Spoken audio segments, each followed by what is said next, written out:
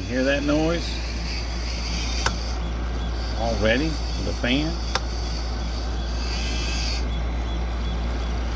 It seems to be binding the fan up a little bit right here, making that noise just out of the blue.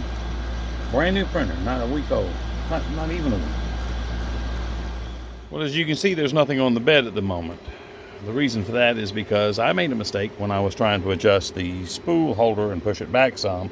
I made a mistake of accidentally leaning on this power cord just enough to switch it off. So, bad place for the power cord, and the resume function did not work. When I put power back on, it did not recognize that I had been in the middle of a print and did not resume. So I don't know if this doesn't have the resume print function. I'll have to double check. I thought that it did, but if it did, it doesn't work.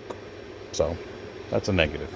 Another problem I noticed, this screw, right, see if I can find it here, right here, had come loose, and this piece here, which is meant to give and move back and forth to keep the spool aligned to the center, had gone way over here and was almost turned at about a 45-degree angle that way towards the wall, which would have been bad news.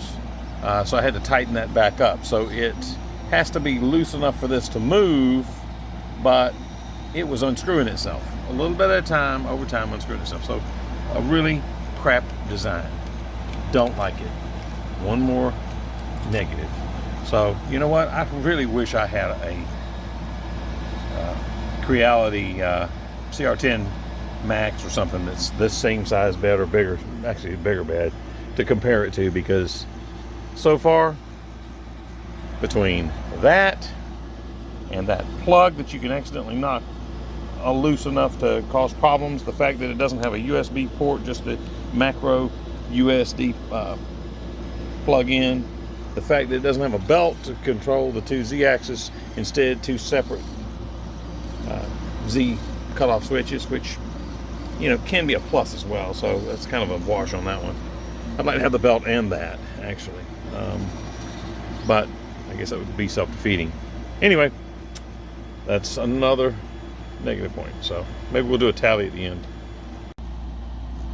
Okay, as you can see, it's doing it again. It's pulling the screw loose a little bit at a time. It's unscrewing it. So I guess I'm going to put some Loctite on it or something and just lock it down, not completely tight, but tight enough where it won't back itself out like that. It's just ridiculous.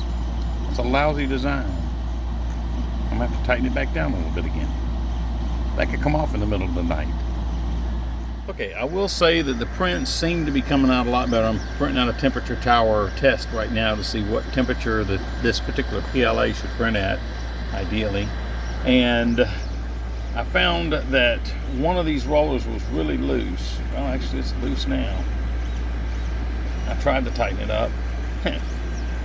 But the wrench that they give you is too big for the nut back here. So I don't know what the wrench is supposed to go to. Maybe it's supposed to go to the Teflon tube or something else, but it wasn't for that. So you only get one wrench, and it's not the one that you need to help tighten that, because I've rotated that around and rotated around, and it doesn't seem to do right.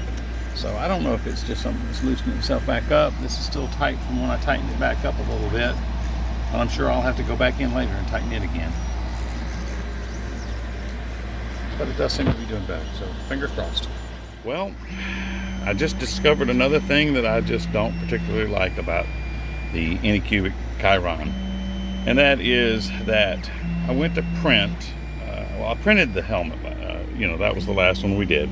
So I decided to print a temperature tower. So I loaded it up and started to print, and it started to vibrate and make a noise against the bed. It was so close to the bed, I guess because of the increase in temperature that I was starting at. But that means that every time you change the heat on your bed or anything like that, you're going to have to throw the temperature, the probe on and go through this all over again. I did notice that whenever this is all the way at this end, you don't have to worry about the chain guide being in the way to plug it in, but you got to plug that in, stick it on, and you got to do the setting and calibration and blah blah blah. So a little bit of a pain, but I really would have liked the I think it's probably the Creality which was a lot more expensive, obviously, but I think it had it in the nozzle where the nozzle touches the bed every time, and you don't have to unplug and plug and do all that mess. So, something to think about for the next rendition of this.